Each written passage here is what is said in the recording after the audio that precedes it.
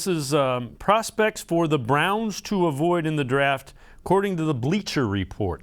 And I'm going to ask you who you would avoid, but let's go through this. They've got a wide receiver from Purdue, David Bell.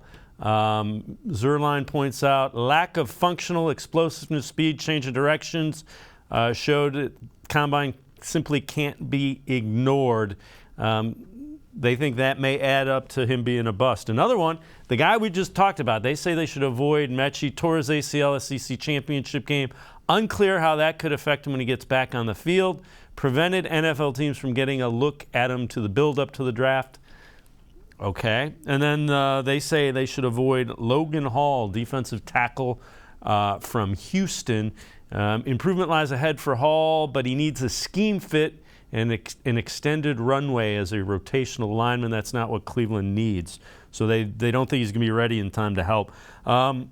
When you look at that, who do you think the Browns should avoid? Is there another one that you would go off the board and say, this guy that's kind of tied to the Browns I wouldn't do? Obviously, you disagree with Mechie. I'm kind of with you there. If the medicals check out on Mechie, I'm intrigued. Who do you think the Browns should avoid? This guy, it's actually in, I can see Drake London being there. I can see Drake London sliding a little bit at the end of the first round.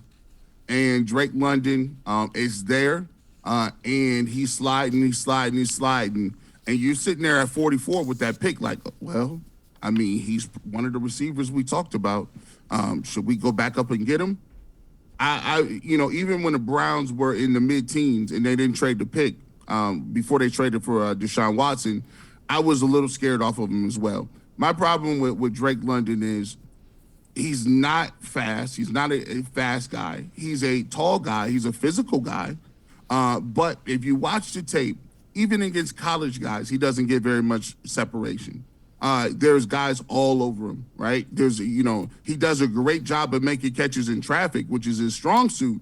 But I think it's a bit of a double-edged sword because, yeah, you can make those catches in traffic, but there's a reason why those guys are all over you. That's because you lack the ability to get vertical and lack the ability to create natural separation. Now, you don't need as much as that if you're a 6'5" guy with a big body, Also, I think when you look at it, as it translates to the league, I think it's going to be very difficult for him to, if say for instance he played, tight end, or he was more of an H-back, or he was one of those gadget guys, where he was going to be in around the formation. He's not as athletic as a guy.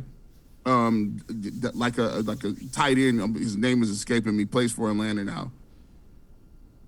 He's not one of those guys. Kyle Pitts. Yeah, Kyle Pitts. Yes, he's not Kyle Pitts, right? Kyle Pitts is that size, but he's running 4.44, 4.2, 4.42, 4.43, and he's playing tight end, and he can get separation.